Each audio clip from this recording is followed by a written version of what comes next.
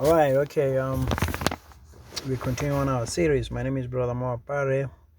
The first thing that we do, we like to acknowledge the Most High God, Mudimu, the Creator of all things, for providing us with all the things that we need, wisdom and clothes and food and shelter and everything that we do have, especially the mercy that He has given to our people. Okay, so in today's lesson, we also want to look at Deuteronomy chapter 4, verse 27. Speaking of the remnants, the Lord says, "And the Lord shall scatter you among the nations, and ye shall be left few in number among the heathen, whither the Lord shall lead you." Okay, so this is the word of God. All right, so now if we claim, or if a person or a people are claiming that indeed they are the true remnants of the house of Israel, now the question that may be posed will be that, okay, are you few in number among the heathen? Okay, and now we know that the remnant can be a large remnant or a few remnant. But whenever you find yourself among the heathen, okay, are you few or you are too many? Okay, so if we take an example of West Africa, and if in West Africa you find that there are, I'm just giving examples, there are an example of an A tribe, okay, within that region. Okay, if the A tribe constitute 90% of the population, and then you have other fewer tribes, maybe you have 2% and you have 1% and you have other fewer percentage. So if we are to identify the remnant, so this is an indication to fulfill the word. That means that among that particular area there has to be fewer, so which tribe constitute a fewer, is few in number. Okay, so otherwise if the if there is 90%, no, that cannot be of the remnant. That's how we can identify that. But this is not just an attribute, it's a matter of where we check whether it meets the requirement. Remember, we are at part 5 now. Part 1, we spoke about that the remnant must be a peaceable multitude. Okay, so if you see wars, if you see like if you look at violence, if you see, sometimes most of the videos out there, they highlight this Esau. To identify him, you look, he's blessed with the sword. Okay, so the killings and all these things, so we can identify the children of Esau. So now also to identify the remnants, are you peaceable?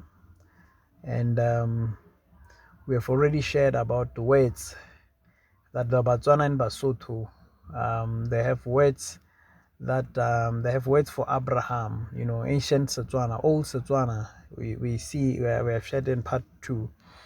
Okay, part 3 we spoke about the Sabbath. Okay, and all that. Okay, so we also know that Southern Africa is the promised land.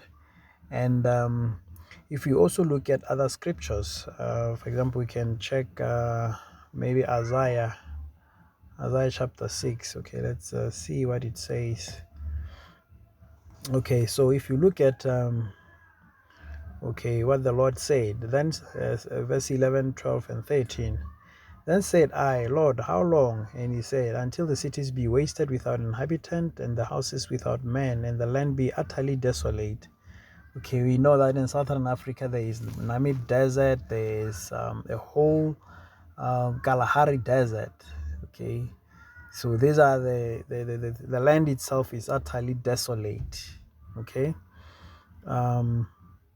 okay, so we also know the Kalahari, the lost city of the Kalahari, that is mentioning that is Jerusalem. Okay, and so and the Lord have removed men far away, and there be a great forsaking in the midst of the land. Okay, but yet in it shall be a tenth. Okay, and it shall return and shall be eaten as a tall tree and as an oak whose substance is in them when they cast their leaves. So the holy seed shall be the substance thereof. Okay, so we know that the holy seed. Okay, if you look at the history of Namibia, the so-called the genocide that was happening, where people, this way they fulfilling the scriptures, okay, where the people were being massacred, okay. And we also have in the mention about slavery, where our people were taken as slaves, okay, taken abroad. So the Tswana, Basotho people, okay, that's how we get the pure language, okay, because it's Tswana, okay, and so it's Sotho. So these are the people, okay. So we can also see how look at Botswana, the geographical area of Botswana. What is the population of Botswana? Just 2 million people, okay. So indeed, it's just few. We're just few in number, okay. Where the people are taken.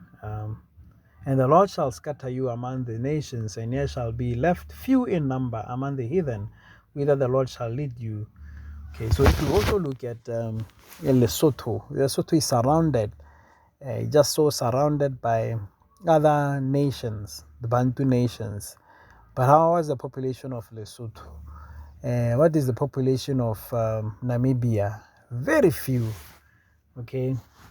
Now, does it mean that for you to be a remnant, you have to be speaking Setswana? And so, no, of course not. We know that the remnants who were taken in America, they're speaking English.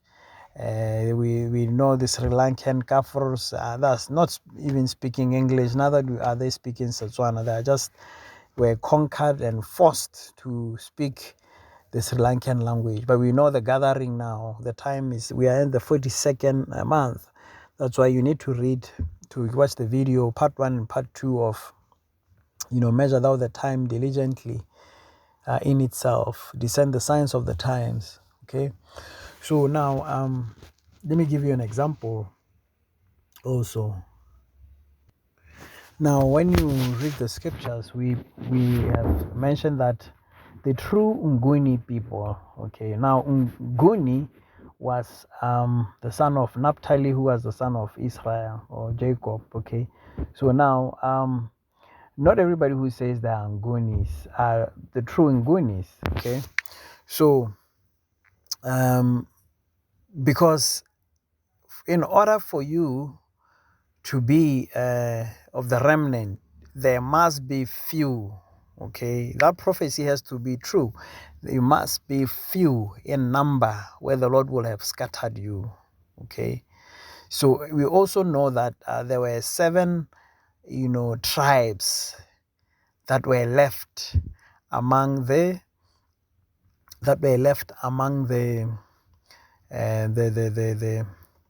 in the promised land. Okay, there were 7 other, the Canaanites were left, the Hivites, and you see, and so on and so forth. Joshua was actually sorrowful. He said, the Lord has given you all this land. Why are you allowing, other tribes to even wander about?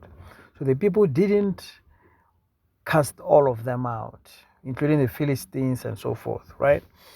Okay, so now, and so the true remnants must be peaceable, They must be few in number, okay, and they must obviously have been conquered. Okay, this is the remnant that are not speaking Setswana, but they are the true remnant, they are the holy seed. If you look at the population, it's way about 1.4 million or 1 million, very few in number, but they've been conquered. They even speak a different language. Okay, this is the article that of the Tsonga, okay, Nguni language. The Shangaan were a mixture of Nguni, okay, bracket, a language group which includes Swazi, Zulu, and Xhosa. And so we are told, or so they define themselves as that. But when you look at these tribes, are they few in number where they are scattered? If the answer is no, then they are not fulfilling Deuteronomy chapter 4, verse 27. And Tsonga speakers, okay, you have the Ronga and Swazi and Shona and Chopi tribes, which Soshangane, who was the king at that time, conquered and subjugated. So Shangani insisted that Nguni customs be adopted and that the Tsonga learn the Zulu language. Okay, so we can see, identify that the Tsongas were not Nguni at first, okay, but they were conquered, they were subjugated, they were forced to learn Zulu. So you will probably have people who are speaking Zulu, but they are peaceable.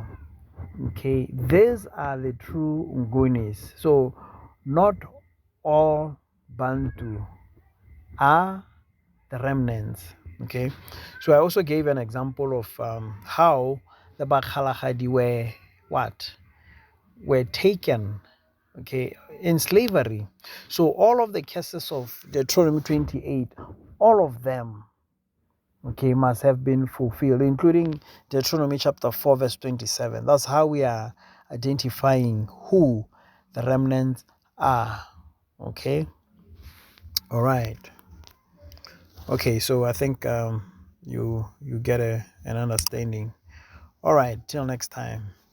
Stay tuned. Cheers.